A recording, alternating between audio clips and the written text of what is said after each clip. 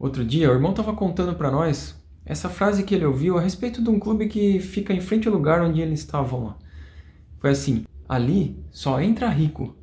Acontece que no dia seguinte eu fui ouvir umas falas de Jesus e cheguei nessa aqui, ó. Para aqueles que confiam nas riquezas, como é difícil entrar no reino de Deus. E aí, percebeu? Entrar no clube ou entrar no reino de Deus? Bom, Jesus falou isso aí durante uma conversa com aquele homem rico que veio falar que obedecia aos mandamentos desde a juventude, lembra? E por isso ficou conhecido como o jovem rico. Foi o seguinte: o cara chega para Jesus falando: bom mestre, o que eu faço para herdar a vida eterna? E Jesus vai falar para ele: você conhece os mandamentos. E cita para ele os mandamentos. Aí então é aí que o cara responde, né? Desde a minha juventude eu tenho obedecido tudo isso daí. E aí Jesus olhou para ele, o amou e disse: falta uma coisa para você. Vai, vende tudo que você tem e dê para os pobres. Então você vem e me segue. Ouvindo isso, o cara foi embora triste porque ele possuía muitas coisas.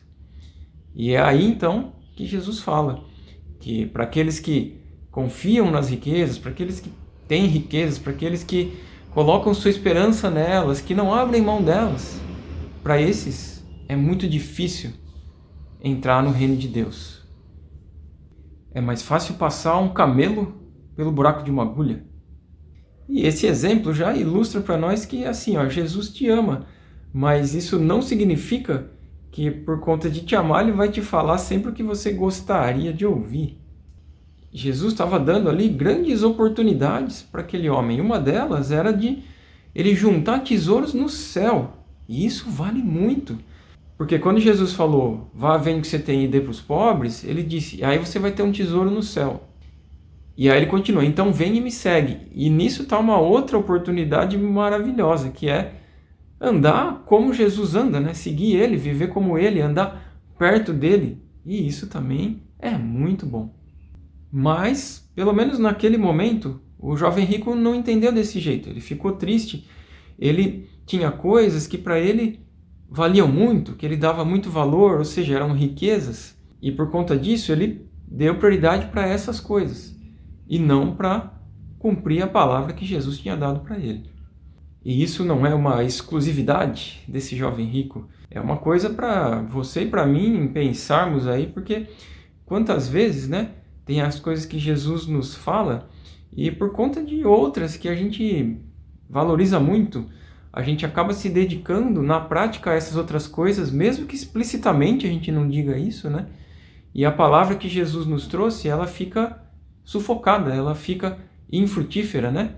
Fazendo aí a comparação com aquele terceiro solo da parábola do semeador e daquela semente que é a palavra de reino, a palavra que vem de Deus. E uma outra coisa que não é exclusividade dele, na verdade é muito comum hoje, é esse lance de querer ter ali, vamos chamar assim, as garantias da vida eterna. O que eu faço aqui para carimbar? Ó, tenho certeza aqui da minha salvação, beleza, cumpri esse negócio aqui, agora estou com o passaporte. Por exemplo, não tem muita gente que entende assim que, eu fiz uma declaração ali, que muitas vezes ela só repetiu o que alguém falou, aí chamei Jesus de Senhor e beleza, tô salvo, tô garantido aqui, carimbado. Ou, sei lá, eu já fiz certo ritual aqui, ou já sou membro disso daqui, tenho até carteirinha e tal. Enfim, tem bastante coisa que se diz por aí que seriam tipo tentativas de responder essa pergunta, né? Para herdar a vida eterna é isso aqui, é aquilo, pai. Faz isso aqui que você está dentro. E, bom, por esse exemplo aqui do jovem rico e por muitas outras coisas que Jesus falou e continua falando, dá para perceber que o foco é assim, é ouvir com bastante atenção o que Jesus te diz e andar nessa palavra, certo? E superar também, né, essa postura estilo jovem rico que tende a acontecer em nós, que é de se apegar àquilo que você quer que Jesus te diga.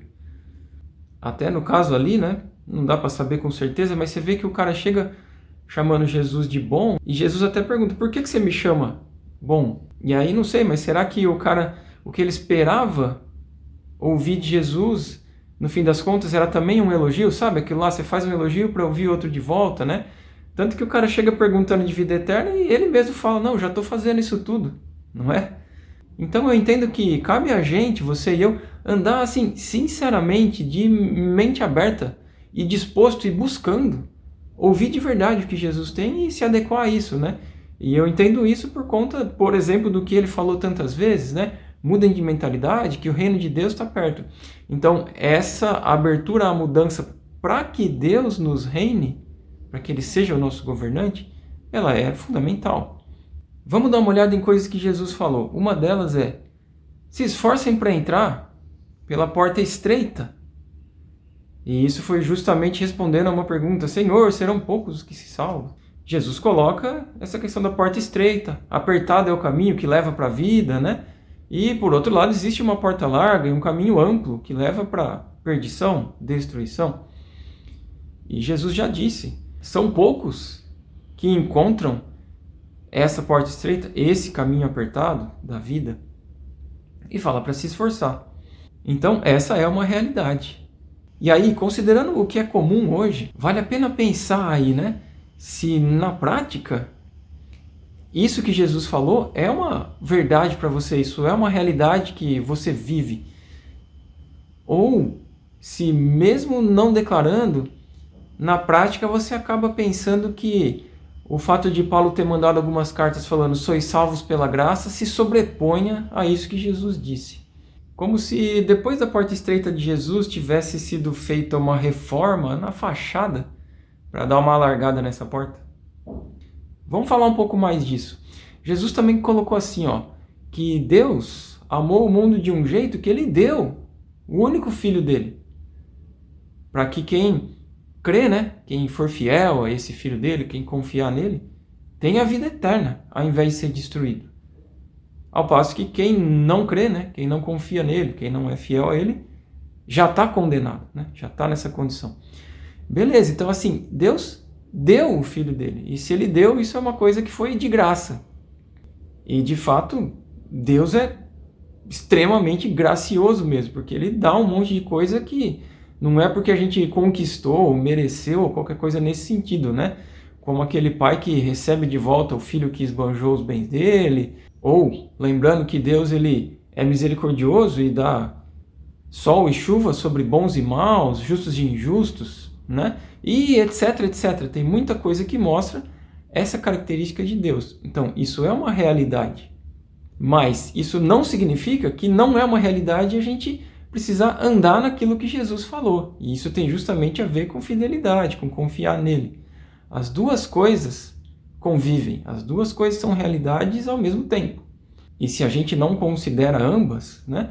Por exemplo, se a gente não considera a questão de andar no que Jesus falou, talvez a gente acabe numa situação muito semelhante à desse jovem. Tipo, você acha que você está dentro ali, né? Você vai falar com Jesus e tal, né? Mas aí, quando ele te diz o que lhe falta, você vai embora triste, porque você está tão apegado àquilo ali que falta até a disposição em mudar diante de uma palavra do próprio Jesus para você.